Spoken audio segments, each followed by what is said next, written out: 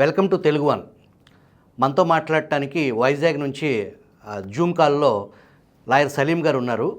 గతంలో కోడికత్తి శ్రీనివాస్ విషయంలో సుప్రీంకోర్టు వరకు వెళ్ళి అతనికి న్యాయం చేసేదానికి, అతన్ని బయటికి తీసుకొచ్చేదానికి చాలా శ్రమపడ్డారు.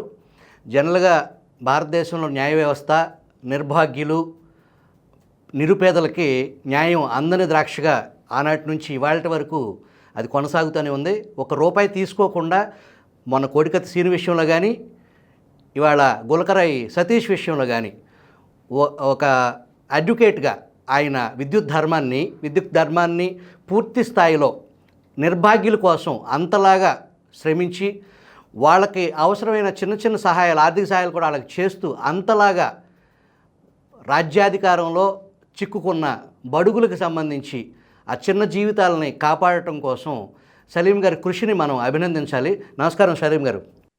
నమస్తే సార్. నమస్తే. ఈ కోడికత్తి సీను విషయంలో ఆ ఎన్ఐఏతో అసలు ఆ కేసే ఆ రోజు ఎన్ఐఏకి ఇవ్వటం అదొక విచిత్రం. ఆ తర్వాత మీరు కేంద్ర ప్రభుత్వ ఏజెన్సీతో పోరాడి రకరకాలుగా, ఒక పక్కన కేంద్ర ఏజెన్సీ, ఇంకొక పక్కన జగన్మోహన్ రెడ్డి ప్రభుత్వంతో, అక్కడ సాక్షాత్తు బాధితుడిగా జగన్మోహన్ రెడ్డి ఉన్నారు ముఖ్యమంత్రిగా, ఆ స్థానంలో ఆయనేమో రారు, కోర్టుకి వచ్చి సమాధానం చెప్పే పరిస్థితి లేదు. మొత్తం మీద ఆ ప్రాసెస్లో చాలా లెంతీ, సుదీర్ఘమైన, దాదాపుగా 5 సంవత్సరాల సుదీర్ఘ పోరాటంలో నుంచి ఆ కోడికత్తి సీనుని రిలీజ్ చేసి తల్లి దగ్గరికి చేర్చారు. గతంలో మేము కూడా మా తెలుగు వన్ బృందం కోడికత్తి సీన్ ఇంటికి వెళ్ళి సందర్శించింది. ఆ తల్లికి మీరు దైవస్వరూపం వాస్తవానికి. ఇక్కడ పొద్దున మేము మార్నింగ్ సతీష్ ఇంటికి కూడా వెళ్ళాం. సతీష్ తల్లి కూడా మాతో మాట్లాడుతూ, మాకు ఏదన్నా దేవుడు ఉన్నాడంటే ఆ లాయర్ గారి రూపంలోనే మేము జీవితాంతం ఆయనకి రుణపడి ఉండాలి. మా అబ్బాయి 5 సంవత్సరాల పాటు కోడికత్తి సీన్ లాగానే జైల్లో మగ్గిపోతాడు అనుకున్నాము, కానీ ఆయన చేసిన సహాయం మేము జీవితంలో మర్చిపోలేమన్నారు. ముందు అసలు కోడికత్తి సీను విషయంలో హైలైట్స్, దానికి సంబంధించి మీరు ఎలా విజయం సాధించారు, అతనికి ఎలా న్యాయం చేయగలిగారు? కోడికత్తి కేసులో యాక్చువల్లీ ఆ కేసు కూడా సేమ్ ఏమంటే డీప్ స్టేట్ పాలిటిక్స్ ఉంది. అది జగన్మోహన్ రెడ్డి కావాలని దాన్ని చిత్రీకరించేసి ఒక దళిత అబ్బాయిని బలుపరిచి చేశారు. సో దాంట్లో మరీ ఎలా ఉందంటే, అపోజిషన్ ఎప్పుడైనా పవర్ లో ఉన్న గవర్నమెంట్ కి ఫైట్ చేస్తారు, కానీ ఇక్కడ టీడీపీ కూడా అపోజిషన్ లో ఉండి కూడా ఆ కేసులో ఎప్పుడు ఏమంటారు ఫార్వర్డ్ గా రాలేదు, ముందుకు రాలేదు. సింగిల్ హ్యాండ్ గా దాన్ని డీల్ చేసి ఆ కేసులో కూడా మనము ఒక ఆఫ్టర్ ఎలక్షన్ ఎప్పుడు రిజల్ట్, రేపు రిజల్ట్ ఉంది కదా, సేమ్ డేనే అతనికి బెయిల్ వచ్చింది. 5 years బ్యాక్ బెయిల్ వచ్చిన తర్వాత ఆయన బయట కూడా ఉన్నాడు 2 months.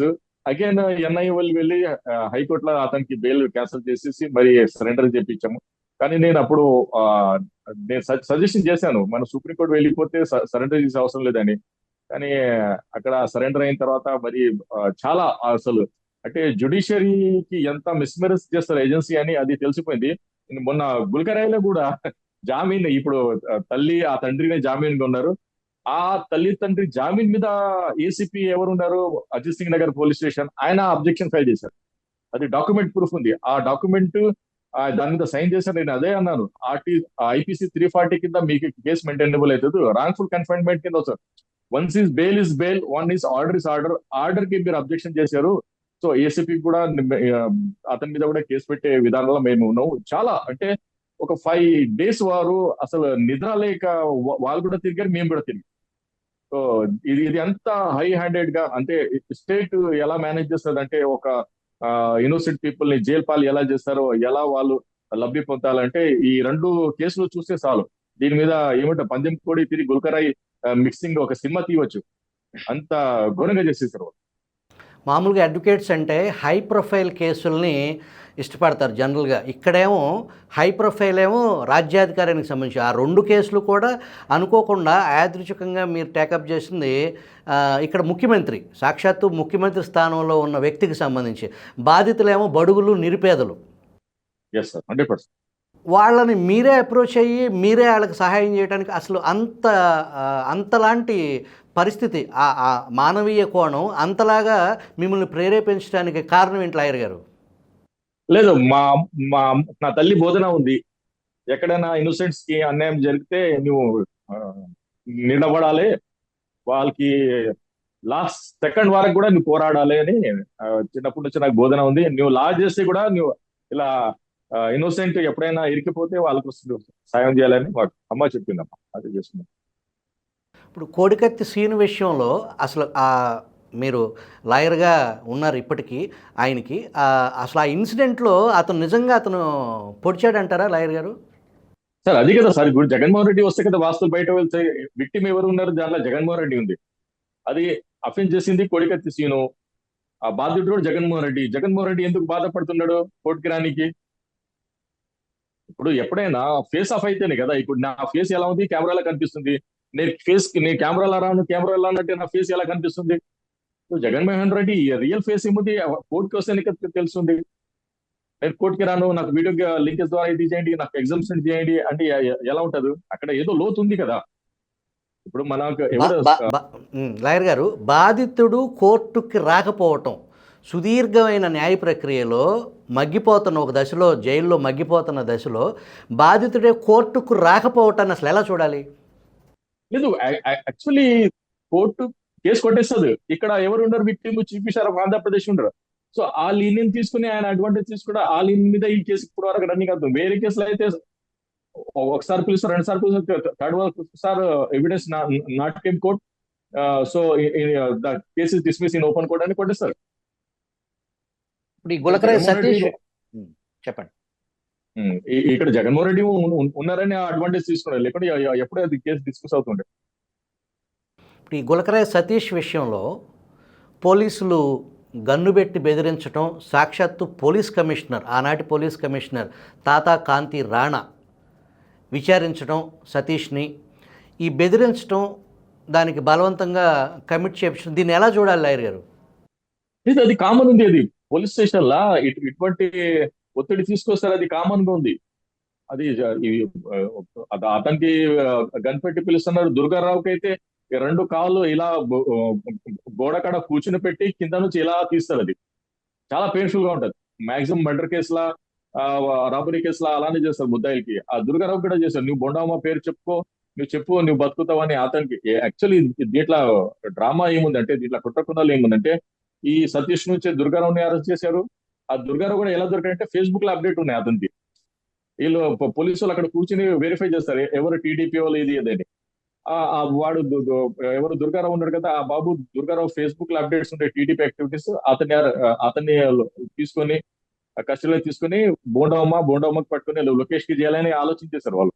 సో ఇది ఫోటో ఉంది, బట్ జస్ట్ బోండమ్మతో ఫోటో ఉందండి అది. సో అసలు వాళ్ళు ప్లాన్ చేశారు. ఆ ప్లాన్ లో వీళ్ళు ఏమంటారు, బోండమ్మ కూడా ప్రెస్ కాన్ఫరెన్స్ చేసి అది చేసి బోండమ్మకి అరెస్ట్ చేసి రిక్కీ కూడా చేశారు. ఎందుకంటే నాకు ఇంటర్నల్ న్యూస్ కూడా వచ్చింది, బోండమ్మకి అరెస్ట్ చేస్తున్నారు సలీం గారు అది ఇది అని. సో ఫార్చ్యూన్ బాగుంది బోండమ్మది, లోకేష్ గారిది, దుర్గారావుది. Search warrant once search warrant చేస్తే ఆ ముద్దకి పట్టుకొచ్చారు అనుకో, అతన్ని ఓపెన్ కోర్టులో అన్ని డీటెయిల్ రివీల్ చేస్తారు. సతీష్ అయితే చిన్న అబ్బాయి, అతను భయపడారు ఏదైనా రివీల్ చేయడానికి. ఈ రోజు రిలీజ్ అయిన తర్వాత రివీల్ చేశారు ఫ్యాక్ట్ ఆఫ్ ద కేసు. కానీ దుర్గారావు అలా కాదు కదా, అతను 30 year old మ్యాచ్యూర్డ్ పర్సన్ ఉన్నాడు. అతన్ని రివీల్ చేస్తానని భయంతో అతన్ని వదిలేశారు. దానివల్లనే బోండమ్మ, లోకేష్ దొరకకుండా ఉండిపోయారు. ఒకవేళ ఆయన ఏమంటారు సరెండర్ అయితే బోండమ్మ కూడా A3 అవుతుండే, లోకేష్ A4 అవుతుండేది ఈ కేసులో. బోండా ఉమాని లోకేష్ ను కూడా ఫిక్స్ చేసేదానికి కుట్ర జరిగిందంటారా? ఎస్ 100%. ఇప్పుడు ఫోన్లే ఇప్పుడు చంద్రబాబు నాయుడు అరెస్ట్ చేశారు సిబిఐ వాళ్ళు, సిఐడి వాళ్ళు. ఏముంది చెప్పండి దాంట్లో? అసలు ప్రైమ ఫేసి ట్రూనే మెయింటైనబుల్ కాదు. ఎఫ్ఐఆర్ ఎప్పుడు అయింది, ఎప్పుడు అరెస్ట్ చేశారు? అవును కదా. ఏదైనా మెటీరియల్ ఐపీసీ లా 90 days ఉంది, సిఆర్పిసి లా 173 Class 8 లా ఏదైనా ఎక్స్టెన్షన్ కావాలంటే కోర్టు నుంచి పర్మిషన్ తీసుకురాలి. Without permission after long 1 year 6 months తర్వాత చంద్రబాబు అరెస్ట్ చేశారంటే అసలు ప్రొసీజర్ మెయింటైనబుల్ కాదు అక్కడ. అది ఈ కోడికత్తి సీనుకు సంబంధించిన కేసు ఈ గులకరాయి సతీష్ని అతి త్వరగా బయటికి తీసుకురావడానికి ఆ అనుభవం మీకు ఉపయోగపడింది అనుకోవచ్చా? అంతే కదా, ఎందుకు పాత ఎక్స్పీరియన్స్ తెలుసు వాళ్ళు బాలింగ్ ఎలా చేస్తారని. బౌన్సర్ కొట్టేశాను నేను, జవద్ మియాద్ లాగా అన్ని 6 కొట్టేశాను తొందరగా. ఏమంటారు, ఆల్ అవుట్ అయిపోయారు వాళ్ళు అంతే.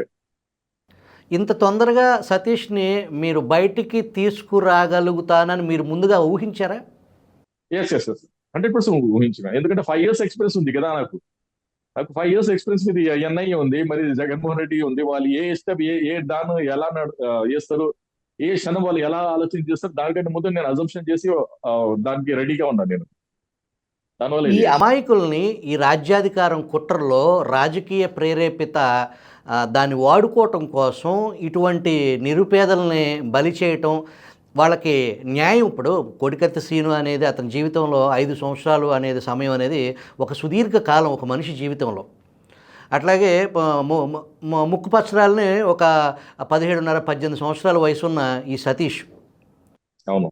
వీళ్ళ మీద అలా బనాయించటం, దానికి సంబంధించి బాధితులుగా మిగిలిపోవటం. ఎవరో ఫిక్స్ చేయటం, దానికి వీళ్ళ అమాయకులు బాధితులుగా మిగిలిపోవటం. వీళ్ళకి అసలు కనుచూపు మేరలో కేసు నుంచి బయటపడటం అనే దానికి మీరు ఎలాగో సహాయం చేస్తున్నారు. ఆళ్ళు కేసు నుంచి బయటపడిన తర్వాత ఈళ్ళు కోల్పోయిన కాలానికి సంబంధించిన, ఈళ్ళ జీవితానికి సంబంధించిన ఆ నష్టపరిహారం లాంటిదేమన్నా వీళ్ళ జీవితాలకు ఏదైతే ద్రోహం జరిగిందో, దారుణం జరిగిందో, కుట్ర జరిగిందో దాని నుంచి న్యాయం జరిగే అవకాశం ఏమన్నా ఉందంటారా మన లీగల్ సిస్టమ్‌లో? ఉంది లీగల్ సిస్టమ్ న్యాయం ఉంది కదా. డ్యామేజెస్ క్లెయిమ్ చేయవచ్చు, మెంటల్ లేకుండా ఇవన్నీ ఇది చేయవచ్చు. 100% ఉంది. ఆ, ప్రతి దానికి అఫెన్స్ కి కౌంటర్ కూడా ఉంది. వీళ్ళు ఏమంటారు, మన మాక్సిమం కేసెస్ లా వీళ్ళు విక్టిమ్ ఏమన్నారు, చాలా కైండ్ హార్టెడ్ గా ఉంటారు. వద్దు సార్, పోను సార్, అతని పాపం అతను అని దేవుడి మీద వదిలేస్తారు. లాయర్ మీద వదిలేరు. సార్ ఏదో చేయండి సార్ మీద అని చెప్పరు. పోను సార్, అతని పాపం అతనికి అని కైండ్ హార్టెడ్ పర్సన్స్ ఉన్నారు. అంటే మీ ఇప్పుడు వాళ్ళు ఇంట్రెస్ట్ లేకుండా మేము కూడా ఏం చేయలేం కదా అని మనం కూడా వదిలేస్తాం. ఇప్పుడు కోడికత్తి కేసులో సుదీర్ఘంగా 5 సంవత్సరాలు దాటినా కూడా జగన్మోహన్ రెడ్డి కోర్టుకి రాలా. ఇప్పుడు ఈ సతీష్ విషయంలో అయినా సరే కోర్టుకు రావాలిగా ఏదో ఒక దశలో ఆయన. కోర్టుకి రాకుండా ముందు ముందు పోలీస్ స్టేషన్ కి రావాలి ఆయన. అదే కదా నేను వాదించాను కోర్టులా. హూజ్ ద జగన్మోహన్ రెడ్డి అన్నాను, హూజ్ ద అబ్దుల్ నజీర్ అన్నాను. Every person below the law. Jaganmohan Reddy victim ఉంటే పోలీస్ స్టేషన్ కి వచ్చి ఆయన అతని బాధ చెప్పాలి. 160 సిఆర్పిసి కింద నోటీస్ ఇవ్వాలి వీళ్ళు. ఎవరికి? ఆ జగన్మోహన్ రెడ్డికి. ఇప్పుడు ఇప్పుడు చంద్రబాబు నాయుడు అరెస్ట్ చేసేప్పుడు నోటీస్ ఇవ్వలేదు ముందు 160. ఎక్కడో ఆయన పాపం ఏదో డిస్టిక్ లో ఉంటే అక్కడ వెళ్ళి ఇచ్చారు. ప్రొసీజర్ ఆఫ్ లా అవును. ఉంది. జగన్మోహన్ రెడ్డికి కూడా పోలీసు వాళ్ళు నోటీస్ ఇవ్వాలి. సార్ 160 నుంచి నోటీస్ ఇచ్చి మీరు మీ టైం ఎప్పుడు ఫ్రీ ఉంటారో అక్కడ పోలీస్ స్టేషన్ కి రండి, మీ వాంగ్మూలం తీసుకుంటాం. సీన్ ఆఫ్ ఆఫీస్ కి కూడా తీసుకెళ్ళాలి ఆయన, జగన్మోహన్ రెడ్డి. అది ప్రొసీజర్ ఆఫ్ లా ఉంది. ఇప్పుడు Jaganmohan Reddy scene of office కి రాలేదు, పోలీస్ స్టేషన్ కి వచ్చి వాంగ్మూలం ఇవ్వలేదు అనుకో, అది నేను డిఫెన్స్ కౌన్సిల్ కానీ దాన్ని వాడుకుంటాను నేను ఫ్యూచర్ లా. ఇప్పుడు బెయిల్ కింద కూడా అదే వాడుతున్నాను. ఆ, ఆ, లేదు, ఇన్వెస్టిగేషన్ కంప్లీట్ అయ్యలేదని పీపీ చెప్తే, ఇన్వెస్టిగేషన్ విక్టిమ్ ఎవరు అతని స్టేట్మెంట్ మీరు రికార్డ్ చేయలేదు, ఫస్ట్ దాని గురించి చెప్పాను. జడ్జ్ కూడా ఇదేంటి, కరెక్ట్ కదా, అబ్జెక్షన్ కరెక్ట్ చేస్తున్నారు కదా సలీం గారు, విక్టిమ్ స్టేట్మెంట్ ఎందుకు రికార్డ్ చేయలేదు అన్నారు. అమ్మ అన్నారు. అలా అమ్మమ్మ కాదు, గిమ్మమ్మ కాదు, చేశారా చేయలేదా? చేయలేదు. చేయలేదంటే దీంట్లో ప్రైమా ఫేసి ట్రూ లేదు, ఇది ఫాల్స్ అలిగేషన్స్ ఉన్నాయి. Jaganmohan Reddy ex chief minister of Andhra Pradesh, United Andhra Pradesh ఇప్పుడు చీఫ్ మినిస్టర్. ఆ అబ్బాయికి ఈ అబ్బాయి కంపేర్ చేస్తే అసలు ఎలా శత్రుత్వం ఎస్టాబ్లిష్ అవుతుంది. ఆ గుల్కనాయి కూడా వెపన్ లిస్ట్ లోనే రాదు. వెపన్ లిస్ట్ ఉంటది, ఏదేది వెపన్ ఉన్నాయి ఆ వెపన్ లిస్ట్ లో రాదు. ఇంటెన్షన్ కూడా వీళ్ళు క్లియర్ లేదు. అవును, ఈ అబ్బాయి టీడీపీకి ఉన్నాడు, కమ్యూనిస్ట్ పార్టీ ఆఫ్ ఇండియాకి ఉన్నాడు, ఏదో వేరే థాట్స్ లో ఉంటాడు, ఇతనికి అతనికి థాట్స్ పడవంటే ఏదో ఎస్టాబ్లిష్ అవుతుంది. అలా ఎస్టాబ్లిష్ లేదు. కొట్టి ముందు ఒరై జగన్, అరే జగన్ అయినా అన్నాడా? అడిగాను. అరే లేదు, ఒరై లేదు. మరి ఎలా అబ్యూస్ ప్రొసెస్ ఆఫ్ లాని ఫాలో చేస్తారని నేను వాదిస్తే కోర్టు కన్విన్స్ అయింది. కోర్టు కన్విన్స్ అయ్యి అతనికి బెయిల్. పోలీసులు జగన్మోహన్ రెడ్డి పరివారాన్ని సంతృప్తిపరచడం కోసం ఒక అమాయకుడిని బలిపశువుని చేశారు అనుకోవచ్చా? 200%, 400% మీరు చేస్తుంది. ఇప్పుడు మీరే ఒక కామన్ మ్యాన్ గా మనం ఆలోచిస్తే ఆయన చూసి ఇలా ఇలా ఏడుస్తున్నాడు కెమెరా ముందు, ఇలా మీరు ఒక వీఆర్ కైండ్ హార్టెడ్ పర్సన్స్, మీరు అంచనా వేయండి, ఆయన అలా ఉన్నాడా? అల్ ఖైదా లాగా ఉన్నాడా ఏదైనా? ఈ టెర్రరిస్ట్ లాగా ఉంటాడు, కావాలి చేశాడు, అతని నేర చరిత్ర ఉంది, అవును కదా, వీడు పెద్ద సైకో గాడు ఉన్నాడు, టెర్రరిస్ట్ ఉంటాడు, అలా ఏం లేదు కదా. ఒక అమ్మ ఆ, అతనికి ఏంటి అసలు అసలు ఎవరు గవర్నర్ ఆఫ్ ఆంధ్రప్రదేశ్ ఎవరు ఉన్నారో అతనికి తెలియదు. రెక్కాడితే కానీ డొక్కాడిన పరిస్థితి, నిరుపేద కుటుంబం. అదే అంతే కదా సార్. అంటుకోద్దు అసలు వాళ్ళు వాళ్ళు ఇంటి నేను చెప్పిన తెలుగు మీకు అర్థమవుతుంది సార్, నేను చెప్పిన తెలుగు ఫాదర్ కూడా అర్థమయ్యలేదు. ఎన్ని సార్ సార్ మీరు ఏం చెప్తున్నారు ఏం సార్ నాకు అర్థమయ్యలేదు సార్ అని. వాళ్ళు మాట్లాడే తెలుగు నేను మాట్లాడే తెలుగు చాలా ఇది ఉంది, తేడా ఉంది. అమాయకులు.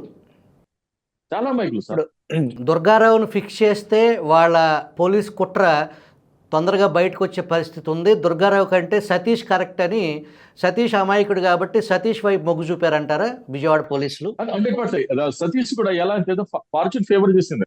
ఆ సతీష్ కూడా 18 ఇయర్స్ అప్పుడు అయింది. రిమైనింగ్ పిల్లలు ఉన్నారు కదా, చిన్న దుర్గారావు ఉన్నారు, సతీష్ అని సంతోష్ అని ఒక అబ్బాయి ఉన్నాడు, వాళ్ళంతా బిలో 18s ఉన్నారు. సో బిలో 18s కి జైలు పెట్టే ఇది లేదు, రైట్స్ లేదు. అంటే జూనియర్ జడ్జెస్ కింద వస్తారు వాళ్ళు. అవును. ఇతను అక్కడ ఉన్న ఎవరు ఉన్నారు కార్పొరేటర్ ఏదో శ్రీనివాస్ రెడ్డి అని ఉన్నాడు, వాళ్ళ ఆధార్ కార్డు తీసుకురండి అన్నారు. ఆధార్ కార్డు తీసుకుపోయి మరి వీళ్ళు బర్డ్స్ కూడా కంపేర్ చేశారు, హాస్పిటల్స్ ఎక్కడ పుట్టారు ఇల్లని. అది చేస్తే ఈ బాబు 18 ఇయర్స్ నిండితేనే ఇతని మీద అక్యూజేషన్ చేస్తారు. లేకుంటే ఇతను కూడా ఆ, అతను ఆధార్ కార్డ్ ప్రకారం 14 ఏప్రిల్ కు పుట్టాడు అంటే ఆ అఫెన్స్ బిఫోర్ 4 hours కదా. ఆ అబ్బాయి కూడా జూనియర్ కింద వస్తుండే. అదే అడ్వాంటేజ్ తీసుకుని నేను బెయిల్ ఆలోచన చేశాను. కానీ అప్పుడు వాళ్ళు బర్త్ సర్టిఫికేట్ తీసుకొచ్చి చూపిస్తే నేను కూడా యాక్సెప్ట్ చేశాను, ఈ బర్త్ సర్టిఫికేట్ అయితే ఫేక్ కాదు, ఓకే రైట్, రిమైండ్ కి పంపించండి, నేను ఫర్దర్ ప్రొసీడింగ్ చేస్తాను. ఒకవేళ ఆధార్ కార్డ్ ప్రకారం 14 ఏప్రిల్ అతను బర్త్డే ఉంది అనుకోండి, ఈ ఆఫీస్ అయింది 13 ఏప్రిల్ 8 గంటలకి, ఇంకా అతను మేజర్ అయినకి 4 hours ఉండేది. సో ఆ అడ్వాంటేజ్ తీసుకుని, టెక్నికల్ అడ్వాన్స్ తీసుకుని కూడా మనం అతని జైలుకి వెళ్లకుండా చూసుకుంటాం. ఓకే. ఆనాటి పోలీస్ కమిషనర్ కాంతి రాణాని దీనికి బాధ్యుడిని చేసి ఫర్దర్గా ఈ కేసులో అతనికి సతీష్ తరపున మీరు విజయవాడ పోలీసులకి ఏమైనా న్యాయపరంగా చర్యలు తీసుకునే పరిస్థితి ఉందా ఈ కేసుకు సంబంధించి? పక్కా తీసుకుంటాను సార్, నేను చెప్పాను కదా, 100% తీసుకుంటాను. నాకేం సార్, నేను లాయర్ ఉన్నాను, ₹2 టికెట్ అంటే కేసు చేసేసాను. కానీ క్లయింట్ నాతో సహకరిస్తే పక్కా చేస్తాను. ఈరోజు సతీష్ ఉండరు నా క్లయింట్, రేపు మీరు ఉండవచ్చు, కావాలంటే జగన్మోహన్ రెడ్డి కూడా ఉండవచ్చు. నా వృత్తి ధర్మం నేను చేస్తాను. మీకు అన్యాయం ఎవరైనా చేస్తే దానికోసం నేను ఫైట్ చేయాలి, అది నా వృత్తి ధర్మం. చేస్తాను, నాకేం లేదు. రేపు చంద్రబాబు నాయుడు కూడా వచ్చి సలీం గారు మీరు నాకు న్యాయంగా పోరాటం చేస్తానంటే ఆయన కూడా చేస్తాను, అది నా వృత్తి ధర్మం. అంటే that is my credibility in the judiciary system. నిరుపేదల పక్షాన పోరాడే సలీం ఈ కోడికత్తి విషయంలో కానీ, ఈ గులకరాయ సతీష్ విషయంలో కానీ ఇన్వాల్వ్ అయిన పోలీసులను అయితే మీరు వదలరంటారు? ఎస్ సార్, 100% వదలరు. ఏ ఏ యాంగిల్ కూడా వాళ్ళని వదలరు. నేను ఇంకా కోడికత్తి కేసులో కూడా, గుల్కరాయ్ కేసులో కూడా. కోడికత్తి కేసులో మీరు చూడండి, ఆ శాంక్షన్ ఇచ్చిన ఆర్డర్ నుంచి ఎవరెవరు ఇన్వాల్వ్ అయిన అందరినీ మనం కేసు పెట్టాం. ఎందుకంటే అంత ఎవిడెన్స్, డాక్యుమెంట్ ప్రూఫ్ ఉంది. ఆ డాక్యుమెంట్ ప్రూఫే వాళ్ళు అగేన్స్ట్ గానే నిలబడతాయి. సో దానికి మనం ఏ మాత్రం మనం వదిలేసే ఛాన్సే లేదు. స్వతంత్ర భారతదేశంలో ఈ పొలిటికల్ ర్యాలీస్కి సందర్భంగా రాయో, చెప్పో, టమాటానో, కోడిగుడ్డో అనేక రకాలుగా అనేక వార్తలు మనం చూసాం. అక్కడ వాళ్ళ మీద అదేశారంటే ఇదేశారంటే. ఇక్కడ ఒక గులకరాయి ఇద్దరికి తగలటం, దానికి సంబంధించి ఆ బ్యాండేజ్ వ్యవహారం, ఇంకొక ఆయన వైసీపీకి సంబంధించిన మాజీ మంత్రి వెల్లంపల్లి శ్రీనివాస్ ముందు రోజు ఒక కంటికి, తర్వాత 4 రోజులకు ఇంకొక కంటికి కట్టు మార్చటం, ఇదంతా కూడా పోలీసులు దాన్ని ఒక హత్యా యత్నం కింద అసలు కేసు పెట్టడం అనేదాన్ని ఈవెన్ న్యాయ వ్యవస్థ విస్మయం వ్యక్తం చేయలేదంటారా కేసు విచారణ సందర్భంగా? అదే కదా సార్, ఇప్పుడు జుడిషియరీ, ఇప్పుడు India independent country, judiciary independent గా ఉండాలి. నేను అదే కన్నాను, జుడిషియరీ ఇండిపెండెంట్ ఉండాలి, మరి యాక్టివిజం కూడా చేయాలి, దాన్ని సవాల్ కూడా చేయాలి. ఇప్పుడు ఎలా ఉందంటే చాలా జ్యుడిషియరీ ఆఫీసర్స్ కూడా చాలా భయపడి పని చేస్తున్నారు. వాళ్ళు కూడా ఎలా నాకు అర్థం కాదు. నేను మొన్న కూడా చాలా చెప్తున్నా కదా, ఆ షూరిటీస్ మనం జమ చేసాము. ఆ షూరిటీల మీద 4 దినాలు వాదన అయింది అంటే నా హిస్టరీలో నేను ఎప్పుడు చేయలేదు. అది దానికి బిలాల్ నస్ కి జడ్జ్మెంట్, జడ్జికి పవర్ లేదు. నాకు ఏమంటారు, సాల్వెన్సీ కావాలని అడగాల, లేకుంటే క్యాష్ కావాలి, సాల్వెన్సీ తీసుకొస్తే నాకు క్యాష్ కావాలని, క్యాష్ తీసుకొస్తే నాకు సాల్వెన్సీ తీసుకురావాలని బిలాల్ నస్ కి జడ్జ్మెంట్ ఉంది. మరి కృష్ణ అయ్యర్ జడ్జ్మెంట్ ఉన్నాయి. ముందు రిలీజ్ చేసిన తర్వాత మీరు ఏదైనా అడగాలండి. ఎందుకంటే వన్స్ బెయిల్ వస్తే అతనికి రైట్ దొరికింది కోర్టు నుంచి విడుదల కానికి. అతనికి మరి కండిషన్ పెడితే అది డ్రాస్టిక్లీ మరీ వస్తుంది, ఏమంటారు, మరోసారి డిటైన్ చేసేలాగా ఉంటుంది జైల్లో. అది ఎలాబరేట్ గా ఉంది సబ్జెక్ట్స్. కానీ ఆ జ్యుడిషియల్ ఆఫీసర్ దాన్ని అర్థం చేసుకుని కన్సిడర్ చేసి చేయాలి, కానీ ఎవరు చేయటం లేదు. మేము కూడా చాలా ఇన్లైట్ చేస్తున్నాం. ఇప్పుడు ఎలా ఉందంటే ఈ హిందీ మే ప్రవోబ్ హోడ్ బి అప్నే దాద్ బి అప్నే, అంటే మనమే మన లిప్స్ కోరుకుంటే ఎలా ఉంటది, అంటే పెయిన్ మాకే వస్తుంది, రక్తం మాకే వస్తుంది, అలా ఉంది. జ్యుడిషియల్ అతను యాక్టివిటీస్ చేయాలి సార్. నేను కూడా అది చెప్తున్నాను, జడ్జిలు కూడా ఇన్లైట్ చేస్తున్నాను. సార్ మనం చాలా ఫ్రీగా ఉండాలి, ఫ్రీడమ్ గా ఉండాలి. మనకు ఇప్పుడు లాస్ట్ హోప్ అయితే జ్యుడిషియరీ. ఇప్పుడు నాతో నా కొలీగ్ కూడా ఎవడు రమేష్ అని, ఆయన కూడా సార్ నేను జ్యుడిషియరీ మీద చాలా విరికి వస్తుంది సార్ అన్నాడు ఆయన. ఆయన మరి నేను వైజాగ్ లో ఉన్నా సార్, మీరు వస్తుంటే దామ్ దూమ్ చేస్తారు సార్, నేను హ్యాండిల్ లేకపోతున్నాను. ఇంకొక సీనియర్ లాయర్ ఉండి ఆయన కూడా అన్నారు, సలీం గారు మీరు వస్తేనే ఇక్కడ మీతోనే హ్యాండిల్ అయితే ఈ కేసు నాతో కూడా హ్యాండిల్ అవ్వదని స్పెషల్ వాని రిక్వెస్ట్ పెడితే మరి వెళ్ళాను. ఇలా మార్నింగ్ వచ్చాను, మరి మధ్యాహ్నం వెళ్ళిపోయాను నేను.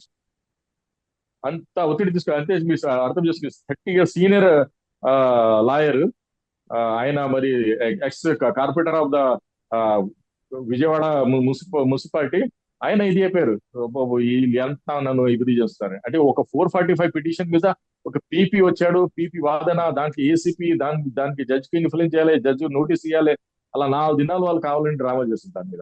మీరు అర్థం చేసుకుని గతంలో ఇదే పోలీసులు మాజీ ముఖ్యమంత్రి చంద్రబాబు నాయుడు అమరావతి పర్యటన సందర్భంగా రాళ్లేశారు, చెప్పులేశారు. భావ ప్రకటన స్వేచ్ఛలో భాగం అని చెప్పేసి నాటి డీజీపీ స్వయంగా గౌతమ్ సవాంగ్ ప్రకటించడం చాలామందిని ఆశ్చర్యానికి గురి చేసింది. ఇక్కడ ఈ గులకరాయి విషయంలో ఆ గులకరాయి ఎవరు ఇసిరారు అనే సమాచారం చెప్తే 2 లక్షల రూపాయలు నగదు బహుమతి అని చెప్పేసి పేపర్ ప్రకటన ఇచ్చారు విజయవాడ పోలీస్ కమిషనర్. దీన్ని ఎలా చూడాలి? Absolute power make them absolute corrupt అన్నారు సార్. అందుకే ప్రొవిజన్ ఉంది జ్యుడిషియరీ పైన. అబ్సల్యూట్ పవర్ వీళ్ళకి ఇస్తే మేక్ దెమ్ అబ్సల్యూట్ కరప్ట్ అయిపోయారు. అబ్సల్యూట్ కరప్ట్ అయ్యి ఇలా మీరు అంచనా వేయండి. అసలు ఆ బాబు ఏజ్ ఏదో, అతను బిహేవియర్ చూస్తే అతను మెంటల్ రేడియేషన్ టెస్ట్ చేస్తే పిచ్చోడని వస్తుంది, ఆయన బ్రెయిన్ సరిగా పనిచేయదని.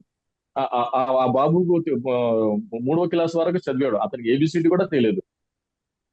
అటువంటి అబ్బాయికి 90% ఆఫ్ ద ఎస్టేట్ ఎలా, ఒక యహూది అనే సినిమా ఉంది ఒక హిందీలో, దిలీప్ కుమార్ యాక్టింగ్ చేస్తారు, దాంట్లో కూడా రూమన్స్ ఒక జ్యూస్ అబ్బాయిని ఇలానే చేస్తారు.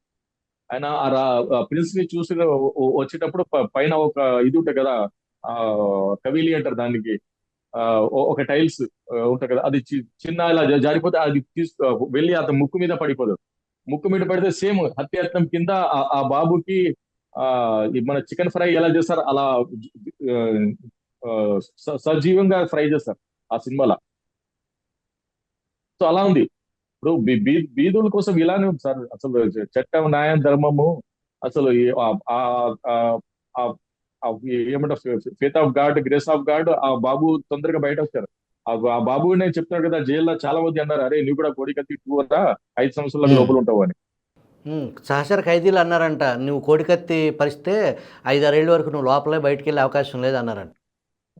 అదే మీరు అర్థం చేసుకోండి. ఇప్పుడు మీకైనా నాకైనా బెయిల్ వచ్చిన తర్వాత జామీన్ కోసం మా అమ్మ నాన్న వస్తే ఆ జామీన్ మీద కూడా ఈసీకి వచ్చి అబ్జెక్షన్ ఫైల్ చేస్తాడంటే ఎంత బాధాకరంగా ఉంది. బెయిల్ వచ్చిన తర్వాత అతను సబ్జెక్ట్ అయిపోయింది, అవునా కదా. కావాలంటే నువ్వు హైకోర్టుకు వెళ్ళిపో, సుప్రీంకోర్టుకు వెళ్ళిపో, నువ్వు అక్కడ న్యాయ పోరాటం చేయవచ్చు. జామీన్ విషయంలో వచ్చి జామీన్ పిటిషన్ మీద ఆయన అబ్జెక్షన్ ఫైల్ చేసి ఇతను బయట వస్తే విజయవాడ వదిలేసి పారిపోతాడని ఎలా అని అజంప్షన్ చేస్తారు చెప్పండి. ఎంత హై హ్యాండెడ్ గా ఉంది. ఈవెన్ నేను క్లియర్ కట్ చెప్తాను సార్, ఇలా చేస్తే ఐపీసీ 340 ఐపీసీ కింద మీ మీద కేసు పెడతాను, మీరు కామెడీగా తీసుకోకండి, చాలా సిల్లీగా తీసుకుంటారని ఇన్ పర్టికులర్ గా చెప్పాను వాళ్ళకి. కానీ వాళ్ళు అలానే చేశారు. వాళ్ళు ఇంత డెలిబరేట్ గా, ఇంత రిలీజియస్ గా పనిచేశారు. మార్నింగ్ నుంచే ఈవినింగ్ వరకు కోర్టులోనే ఉన్నారు వాళ్ళు. మార్నింగ్ 8 గంటల నుంచి రాత్రి 8 గంటల వరకు కోర్టులో ఉన్నారు. అంత ఏమంత అవసరం వాళ్ళకి నాకు అర్థం కాదు. నేను ఇది కూడా అడిగాను, ఏదైనా ఉంటే నాకు పర్సనల్ గా చెప్పండి, నేను మీకు సహకరిస్తాను అంటే ఇక్కడ వాళ్ళు ఏం చెప్పి. ఈ 5 సంవత్సరాల జగన్మోహన్ రెడ్డి పాలనలో ఈ పోలీస్ విధ్వంసం ఏ స్థాయిలో జరిగిందని అనుకోవచ్చు? ఇది మన రాష్ట్రంలోనే ఇతర రాష్ట్రాల్లో కూడా ఈ పరిస్థితి ఉందంటారా దేశవ్యాప్తంగా? లేదు, ముందు బీహార్ యూపీలో ఉండి ఇప్పుడు ఏపీలో వచ్చింది అది. ఇప్పుడు ఎలా అంటే ప్రతి రాష్ట్రం ఐపీసీ కింద నడుస్తుంది. ఇప్పుడు ఐపీసీ ఏమవుతాడు రన్ అవుట్ అయి వైసీపీ కింద నడుస్తుంది. అది నేను నమ్ముతా. ఐపీసీ వైసీపీ కింద జేపీసీ కింద మారిందంటారా? అంతే అంతే కదా. వైసీపీ ఇప్పుడు ఏసీపీ అయిపోయింది. అది ఆంధ్ర పిన్నెల్ కోడ్ అయింది, ఇండియన్ పిన్నెల్ కోడ్ కింద లేదు. నేను మొన్న కూడా జడ్జ్ గారికి అదే అడిగారు. ఒక కేసులో అదే గంజాయి కేసులో నర్సీపట్నం వెళ్ళి షూటీలు పెట్టాను. మహారాష్ట్ర షూటీలు నేను తీసుకొని సలీం గారు అన్నారు. అదే రైండి అమ్మా అన్నాను. మహారాష్ట్ర షూటీ నేను తీసుకున్నాను చెప్పండి, ఆర్టికల్ 14 కింద మీ మీద కేసు పెడతారు. తెలుసా, నేనే పెడతాను. Maharashtra part of India. అవును కదా, మహారాష్ట్ర ఇండియాలో ఉండదు. అలా ఇండియా మహారాష్ట్రలో ఉండదు అని నేనైతే ఆహా సార్ ఏ బార్ సార్ మీది, చాలా మీరు చాలా అగ్రెసివ్ గా మాట్లాడతారా? అగ్రెసివ్ మాట్లాడేది కాదమ్మా, న్యాయంగా మాట్లాడతాను, న్యాయవాదిగా ఉంది, న్యాయంగా వాదిస్తాను, న్యాయ పోరాటం చేస్తాను, అది నా ధర్మం అన్న. సో అలా వేరే లాయర్ అయితే 2-3 సార్లు వెళ్ళి వేరే లాయర్ ఫెయిల్ అయ్యాడు. మహారాష్ట్ర తీసుకునండి, మహారాష్ట్ర కాదు అండమాన్ నికోబార్ టెస్ట్ కూడా తీసుకున్నాలి, జమ్మూ అండ్ కాశ్మీర్ టెస్ట్ కూడా తీసుకున్నాలి అని నేను వాదించాను. జమ్మూ కాశ్మీర్ కూడా మన part of India, Andaman Nicobar కూడా మన పార్ట్ ఆఫ్ ఇండియా. అవును. రేపు ప్రభుత్వం మారితే ఈ 5 సంవత్సరాలు ఎవరైతే ఆ పోలీసింగ్ విషయంలో చాలా వికృతంగా పరిధి దాటి ప్రవర్తించారో అటువంటి అధికారులపై చట్టపరంగా చర్య తీసుకునేదానికి అవకాశాలు ఉన్నాయంటారా? 100% ఉంటాయి కదా సార్ అవకాశం. కర్మ సిద్ధాంతం పనిచేస్తుంది. ఎవరెవరు ఎలా చేశారు దానికి ఇది చేయలేదు. ఎవరెవరు మిస్యూసింగ్ చేశారు పవర్ కి, దానికి పనిష్మెంట్ 100% దొరుకుతుంది. పక్కా దొరుకుతుంది, 100% దొరుకుతుంది. అది దొరకాలి కూడా. వేరే వాళ్ళకి కూడా ఒక ఎగ్జాంపుల్ గా ఉండాలి, వాళ్ళు ఒక లెసన్ లాగా కూడా ఉండాలి. నేను నమ్ముతున్నాను. ఈ బడుగు బలహీనులు పేదల పక్షాన మీరు నిలబడి వ్యయ ప్రయాసలకి లోనయ్యి ఆర్థికంగా ఏ రకంగా కూడా మీకు అది లాభించకపోయినా వాళ్ళకే మీరు తిన్నావా ఇది తినండి అని చెప్పేసి మీరు ఒక 1000-2000 మీ జేబులో నుంచి వాళ్ళకిచ్చి వాళ్ళకి ఇట్లాంటి న్యాయ సహాయం చేసి వాళ్ళని వాళ్ళ కన్న తల్లిల దగ్గరికి చేర్చటం అనేది మీరు రేపు రాబోయే తరాలకు సంబంధించిన యువ న్యాయవాదులకు మరెందరో సలీములు రావాలని కోరుకుంటూ మీకు తెలుగువన్ తరపున కృతజ్ఞతలు తెలుపుతూ ధన్యవాదాలు లాయర్ గారు. చాలా సంతోషం.